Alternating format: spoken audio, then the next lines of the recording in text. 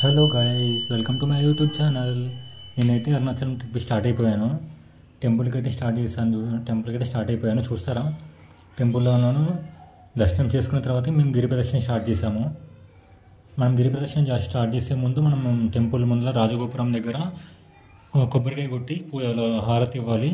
హారతి ఇచ్చిన తర్వాత మనం గిరి ప్రదక్షిణ స్టార్ట్ చేయాలి. ఎప్పుడైనా మనం గిరి ప్రదక్షిణ స్టార్ట్ చేసినప్పుడు ఏంటంటే ఎడమ వైపు నుంచి చేయాలి, ఎందుకంటే కుడివైపు నుంచి చేయకూడదంట. కుడివైపు నుంచి చేస్తే తప్పు. అది ఎందుకు అంటే కుడివైపు నుంచి దేవతలు మాత్రమే చేస్తారంట.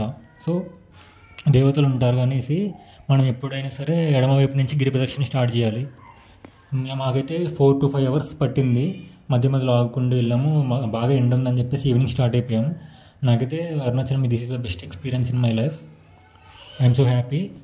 చూస్తున్నారు కదా ఫ్రెండ్స్, ప్రదక్షిణ అయితే స్టార్ట్ చేశాను. హారతి ఇవ్వడం, పూజ చేసిన తర్వాత స్టార్ట్ అయిపోయింది. మొత్తం 8 లింగాలు ఉంటాయి, 8-9 లింగాలు ఉంటాయి. చూడండి, ఛానల్లో చూపిస్తున్న విధంగా ఉంటుంది. అగ్నిలింగం, వాయులింగం, చంద్రలింగం, అలా మొత్తం 9 లింగాలు ఉంటాయి అన్నమాట. నైరుతి లింగాలు ఉంటాయి. ఈచ్ అండ్ అన్ని లింగాలు మనం దర్శనం చేసుకొని వెళ్ళే దారిలో ఉంటున్నాయి అనమాట. అన్ని లింగాలు ఉంటాయి. చాలా అంటే చాలా బాగుంటుంది. ఇది మీకు ఒక బెస్ట్ ఎక్స్పీరియన్స్. గిరి ప్రదక్షిణ అనేది మీకు ఒక లైఫ్లో మంచి ఎక్స్పీరియన్స్ అవుతుంది. అరుణాచలం అనేది వన్స్ మీరు లైఫ్లో విజిట్ అవుతే మాత్రం you are the most luckiest person. ఇంకా చూస్తున్నారు కదా ఫ్రెండ్స్, ఇదే అనమాట. అండ్ మనం వెళ్ళేదారిలో మోక్ష మార్గం ఒకటి కనిపిస్తుంది. ఆ మోక్ష మార్గం ఏంటంటే అందులో ఎంత లావు పర్సన్స్ అయినా, ఎంత బక్కగా ఉన్నా, ఎంత లావు ఉన్నా సరే అందులో బయటకు వస్తారనమాట. మనం ఆ శివుడికి దండం పెట్టుకొని మనం అందులోంచి వెళ్ళాలి అనమాట. ఇల్లు నుంచి బయటకు వస్తే మనకి మోక్షం ఇస్తారనమాట ఆ శివయ్య. చూస్తున్నారు కదా ఫ్రెండ్స్, ఇలా అయితే జరిగింది నాకు. తర్వాత మొత్తం అయిపోయిన తర్వాత, మొత్తం గిరి ప్రదక్షిణ అయిపోయిన తర్వాత మళ్ళీ టెంపుల్ దగ్గరకు వచ్చి మళ్ళీ కొబ్బరికాయ కొట్టి, ఒకవేళ మన టెంపుల్ ఓపెన్ చేసి ఉంటే టెంపుల్ దర్శనం చేసుకొని చాలా మంచిదన్నమాట. నాకైతే నేను వెళ్ళేసరికి 1-2 అయిపోయింది నైట్. సో నాకు కుదరలేదన్నమాట.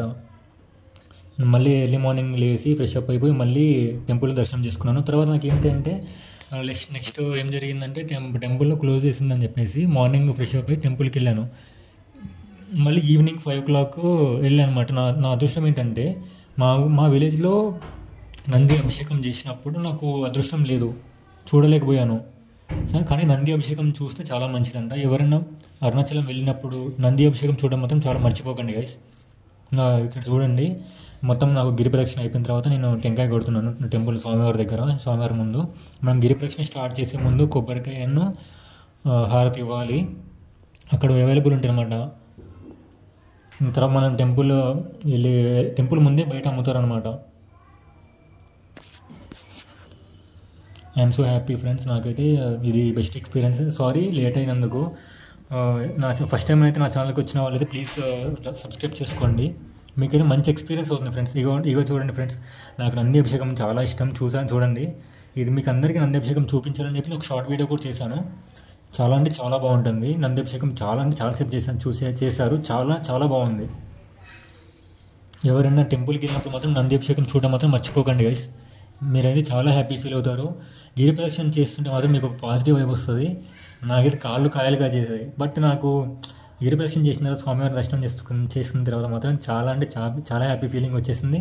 నాకు గిరి ప్రదక్షిణ అంతసేపు చేసిన ఫీలింగ్ రాలేదు. తర్వాత నాకు మొత్తం 3 times దర్శనం అయింది. నాకైతే I'm so happy friends. Thank you. Please subscribe my YouTube channel, friends.